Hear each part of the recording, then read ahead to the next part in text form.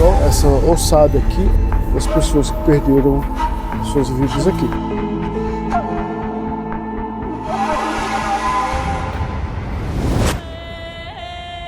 Após visitar Pompeia, hoje vamos visitar Herculaneum. Herculaneum é uma ótima opção para quem quer fugir das multidões. Vamos descobrir Herculaneum juntos? Vem comigo. Entramos aqui no Herculaneum. Nós pagamos 16 euros pelo ticket e Herculaneum é uma pequena cidade do município ou do concelho de Nápoles.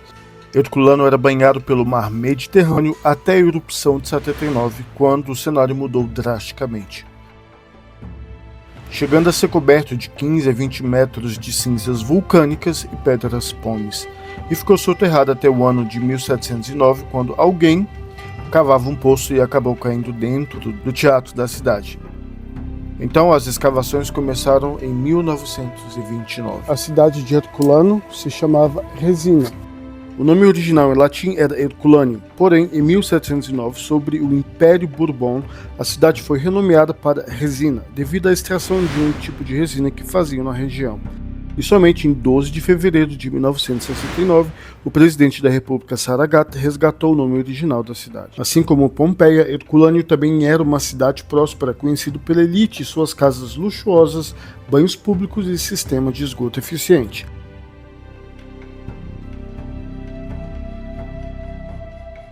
Você sabe por que essa cidade leva esse nome Herculaneum? Diz a lenda que essa cidade ela leva esse nome porque foi fundada por Hércules em sua passagem pela Itália ao regressar da Espanha em 1243. Porém, a hipótese mais aceita em relação à fundação dessa cidade é que ela foi fundada pelos oscos, mas depois acabou sendo dominada e expandida pelos romanos, o que contribuiu com a evolução significativa da cidade.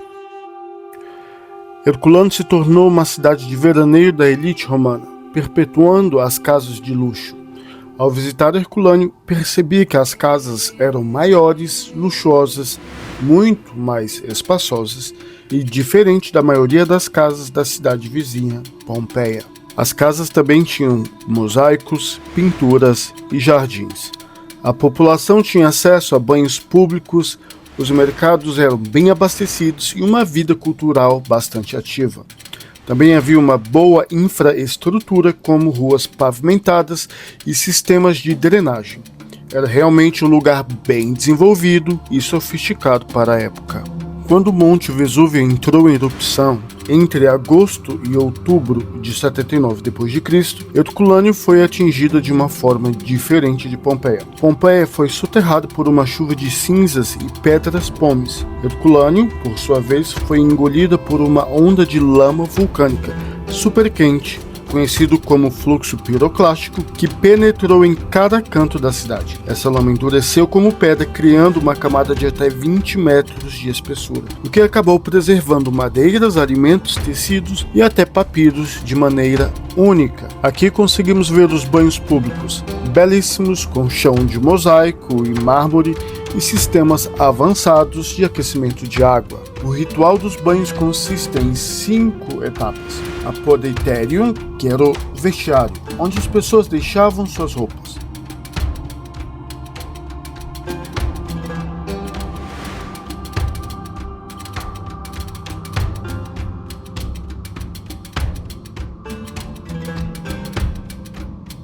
Palaestra era a parte de exercícios onde eles praticavam luta, corrida e outros esportes. Tepidarium, a sala morna, onde o corpo começava a se acostumar com a temperatura.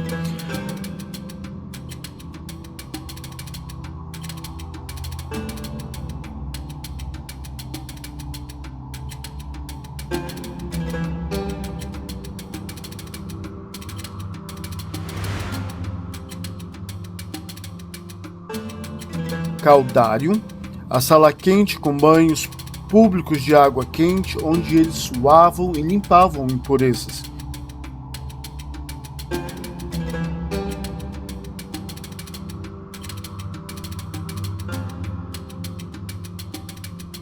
Frigidário, a sala fria, onde eles se refrescavam no final do banho.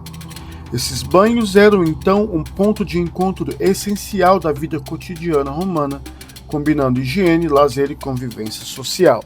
Os banhos públicos em Herculâneo eram verdadeiros centros sociais e de lazer. Os homens e mulheres iam aos banhos públicos para se limpar e também para se exercitar, socializar e até discutir negócios e política. As mulheres tinham seus próprios banhos públicos separados dos homens. Herculano viveu uma época de prosperidade, uma época de grandezas aqui, não só pela salubridade do ar e do solo, mas também pela a segurança dos portos e a segurança do lugar. Herculano era uma pequena vila de pescadores que construíram essa cidade com um terremoto em 62. Herculano sofreu graves danos e eles começaram uma obra de reconstrução.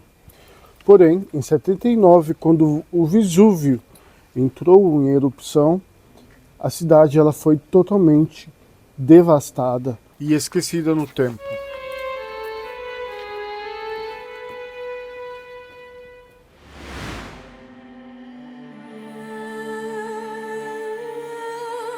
Ter dois pátios numa casa não é comum.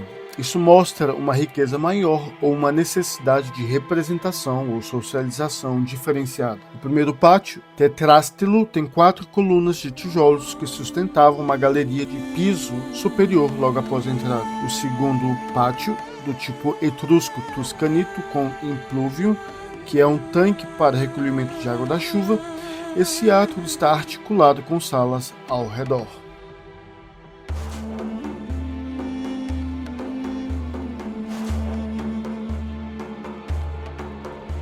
O Colégio de Augustales é um dos edifícios mais impressionantes e bem preservados desta cidade. O edifício era a sede do Colégio dos Augustales, uma associação de libertos ricos, ex-escravos, dedicada ao culto do imperador Augusto e de seus sucessores divinizados. Os Augustales eram cidadãos de grande influência econômica, apesar de não terem direitos políticos plenos, por serem ex-escravos, ganhavam prestígio social ao financiar festas, jogos e obras públicas em homenagem ao imperador. Verdadeiras obras-primas do quarto estilo romano, cheio de cores vivas e detalhes mitológicos nestes afrescos. Podemos ver Hércules entre Júpiter e Juno, símbolo de força e poder ligado à divinização imperial. Hércules no Olimpo, representando a ascensão ao status divino, uma analogia à apoteose dos imperadores. E painéis com arquiteturas fantásticas, colunas pintadas, guirlandas e figuras mitológicas em miniaturas.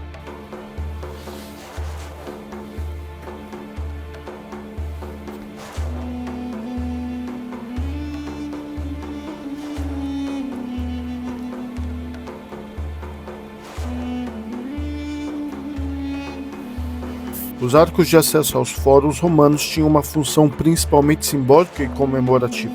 Representavam o poder de Roma e a glória do imperador, mas também tinham um papel arquitetônico e urbano.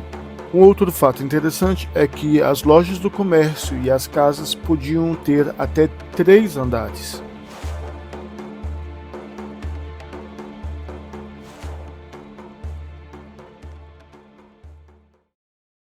E aqui é um lugar muito interessante porque remete a um dos primeiros restaurantes que existiam no mundo. Aqui a gente consegue ver as bocas, na qual eram preenchidos com sopas, conservado por mais tempo, e as pessoas vinham aqui e compravam. A gente consegue ver até 4 bocas aqui. Este local é bastante interessante. Era uma oficina de trabalho de um encanador romano, ou mais precisamente, de um artesão especializado em chumbo. Herculano, assim como Pompeia, tinha um sofisticado sistema de abastecimento de água com fontes públicas, termas e casas particulares com encanamento interno. Os plumbari, que são os trabalhadores do chumbo, fabricavam e consertavam tubos de chumbo, válvulas, tanques e até inscrições em chumbo com o nome do proprietário.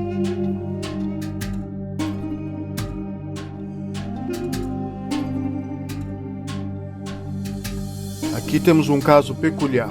O chão dessa casa originou o nome da casa.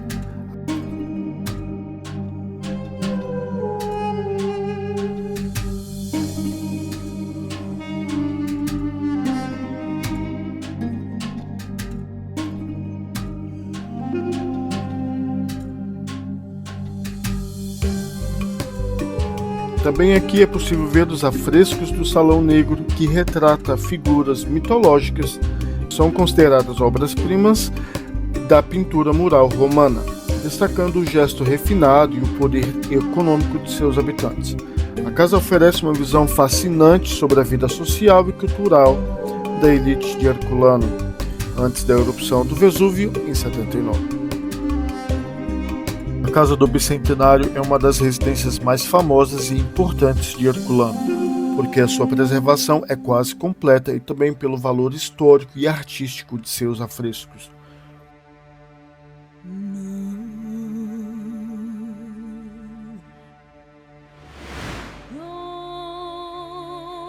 Os afrescos da Casa do Bicentenário são considerados alguns dos melhores exemplos do quarto estilo pompeiano.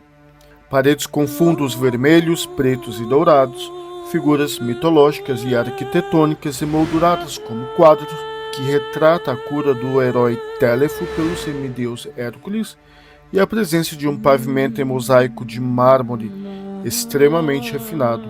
E esses detalhes revelam o gosto sofisticado e a riqueza do proprietário.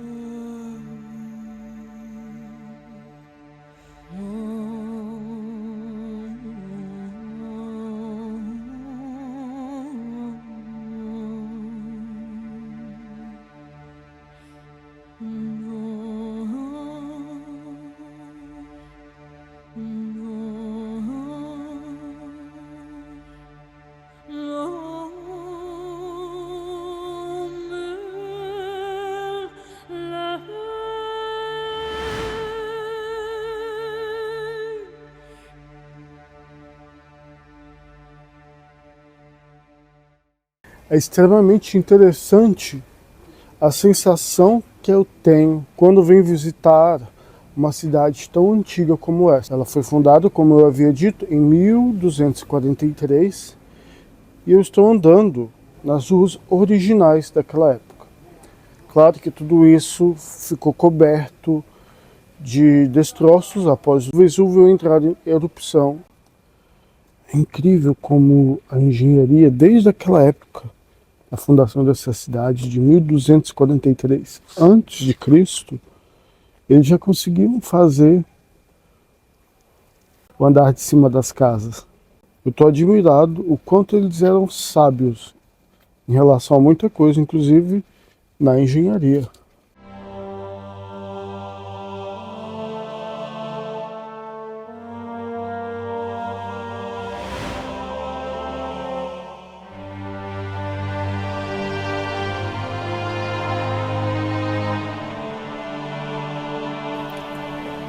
Olha o tamanho deste edifício.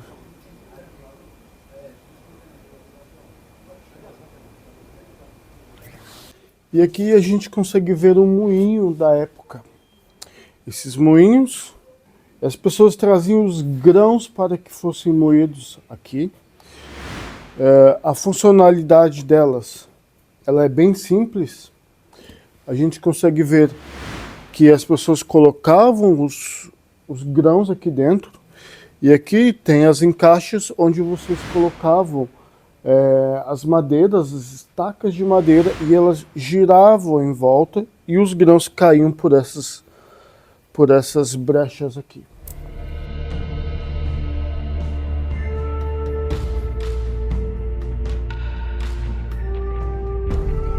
A cidade moderna de Herculano foi construída sobre as ruínas antigas. Só uma pequena parte de Herculano está escavada, e os arqueólogos acreditam que grandes tesouros e estruturas como templos e fóruns ainda estão debaixo sob as casas atuais.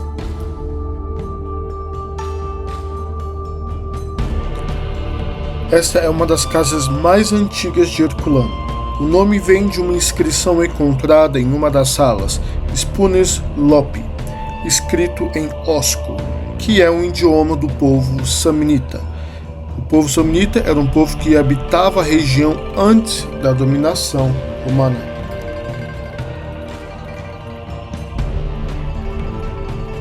Essa é uma das mais belas e conhecidas residências da antiga Herculano, e ela se destaca pelo deslumbrante mosaico que representa o deus do mar, Netuno, e sua esposa Anfitrite, rodeados por animais marinhos. É considerada uma das melhores obras preservadas de arte doméstica romana.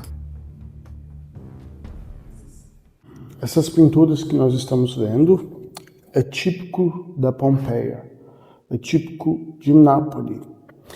E por que a gente não consegue encontrar nenhuma outra cor, por exemplo, a cor azul? Simplesmente porque a cor azul ela é muito cara de se comprar e não era fácil de se achar a matéria-prima. Então ela era importada da África e isso fazia com que o custo fosse muito mais alto. A segunda cor mais cara que nós temos aqui é a cor vermelha. Era uma cor não tão cara, porém a matéria-prima já era encontrada aqui na região, o que facilitava fazer essa cor. E a cor amarela é uma cor que é muito fácil de se fazer e tem um custo-benefício muito mais baixo. Então é muito fácil a gente encontrar o amarelo e o vermelho nas casas das pessoas. E geralmente a cor azul, ela só tem nas casas das pessoas mais ricas daquela época. E aqui finalmente conseguimos ver o famoso mosaico de Netuno e Anfitrite. O fundo é decorado com conchas, peixes e pequenas peças de vidro que refletem a luz, criando um efeito brilhante. A parede-fonte, ornamentada com pasta de vidro e conchas do mar, formava um belo painel decorativo. Durante a época romana, a água escorria dessa fonte e criava um som suave, trazendo frescor e tranquilidade ao ambiente.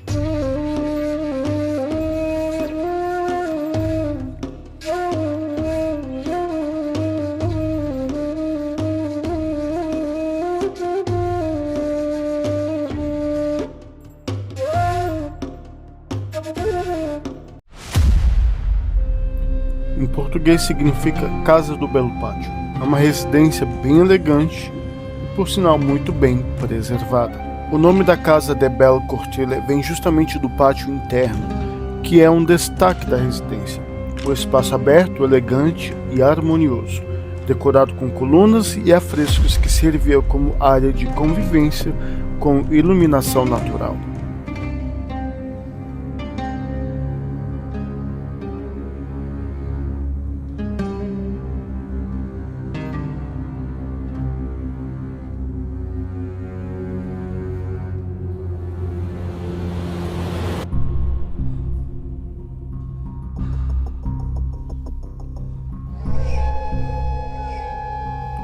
Assim como todas as casas de Pompeia e Herculano, as paredes são repletas de afrescos e o chão de mosaicos. Aqui nós conseguimos ver um detalhe importante: a madeira original carbonizada e preservada após carbonizado e agora está reconstruído.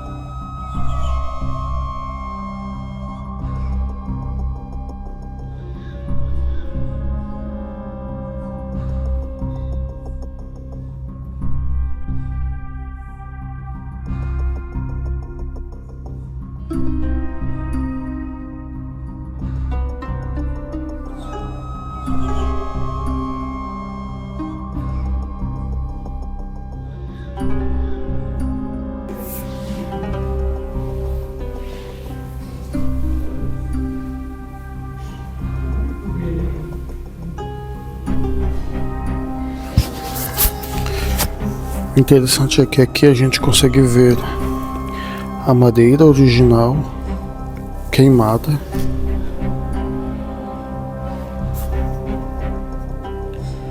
e de uma certa forma reconstruída a sua forma.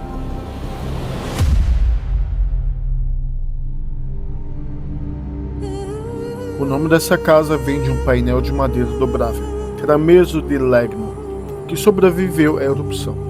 Isso é um achado raríssimo, já que a madeira normalmente não resiste ao tempo nem ao fogo, mas Herculano foi carbonizada e preservada pela lama vulcânica. Esta é uma casa atípica de Herculânio e tem esse nome justamente por esta característica.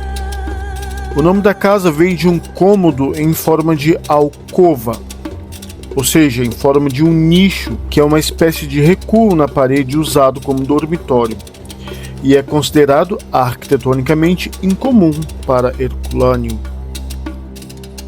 A área total do edifício é de cerca de 460 metros. A casa é resultado da união de duas habitações independentes que foram ligados com o tempo, passando a ter uma entrada em comum.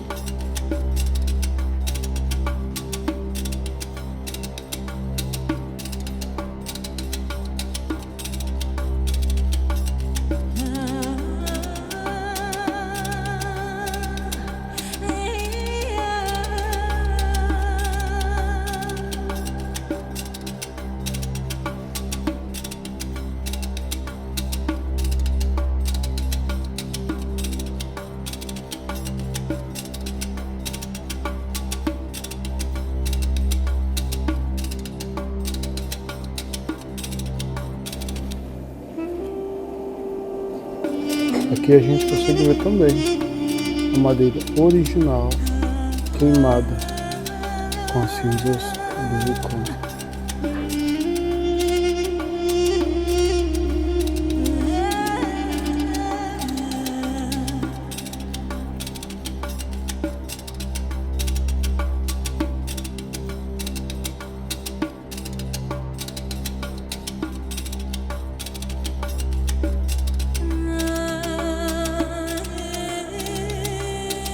E lazer da antiga cidade. Esse espaço monumental mostra o quanto os romanos valorizavam o exercício físico, a convivência social e o bem-estar, integrando tudo isso à vida urbana. A palavra palaestra vem do grego palaistra, que significa lugar de luta. Neste lugar os romanos treinavam o físico e ao mesmo tempo tinham o lazer, e muitas vezes conectavam-se com as termas, que são os banhos públicos, formando literalmente grandes centros completos de saúde e sociabilidade.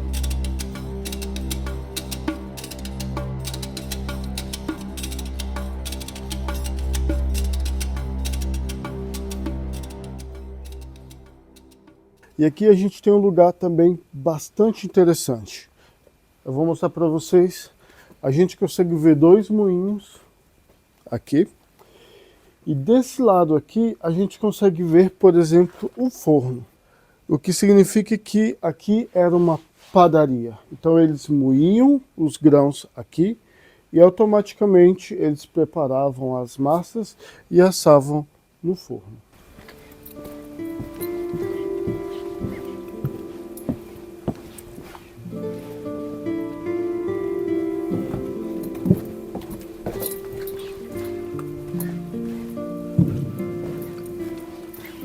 Another hydra.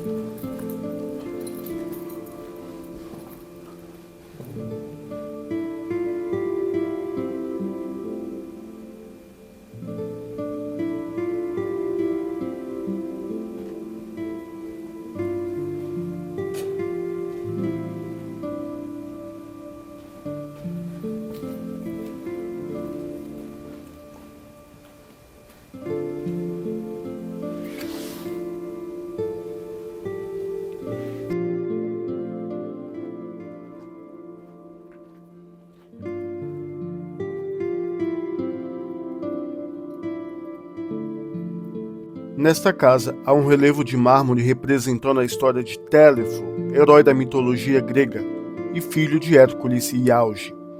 A lenda conta que Téléfo, ferido por Hércules, só poderia ser curado pela própria lança que o feriu, uma metáfora para cura e destino.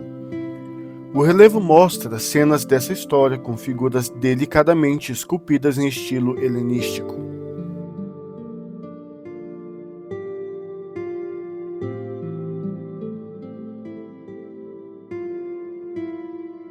Para mim, essa é uma das casas mais interessantes de Herculânio. Em português, chama-se a Casa dos Servos. Também localizada em área nobre em Herculânio, Esta casa fica sobre a muralha da cidade, que na época já não tinha função defensiva, e essa fachada permitia uma vista maravilhosa e direta para o mar.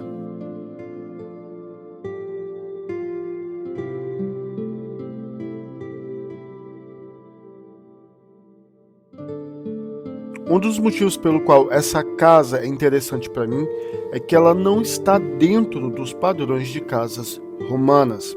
Normalmente, no centro das casas romanas havia um átrio central, ou um pátio.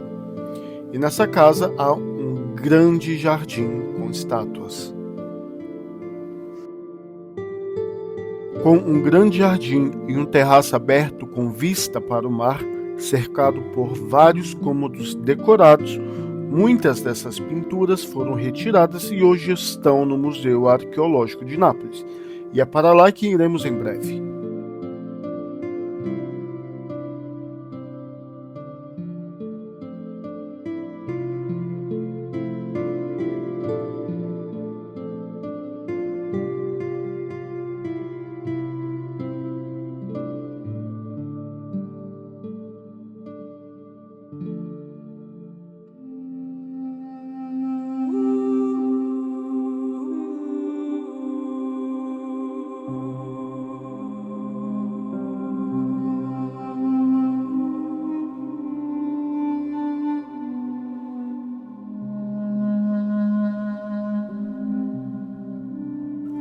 Ara de Marco Nônio Balbo é um altar funerário de mármore dedicado a Marco Nônio Balbo, erguido após sua morte pela comunidade local. Marco Nônio Balbo foi um político romano originário de Nucéria que se tornou um grande benfeitor da cidade de Herculâneo.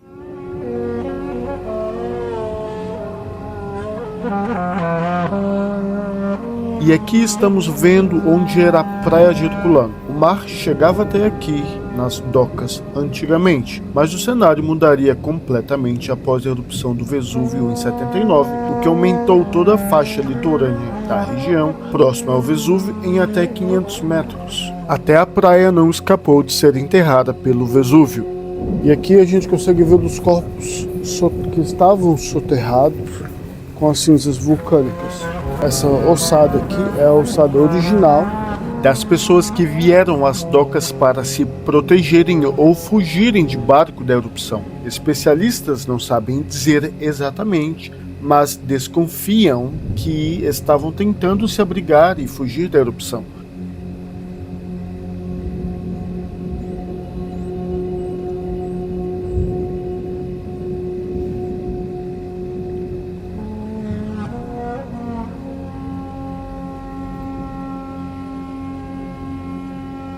Cerca de 300 corpos foram encontrados aqui. E aqui deixo em memória das pessoas que perderam as suas vidas aqui.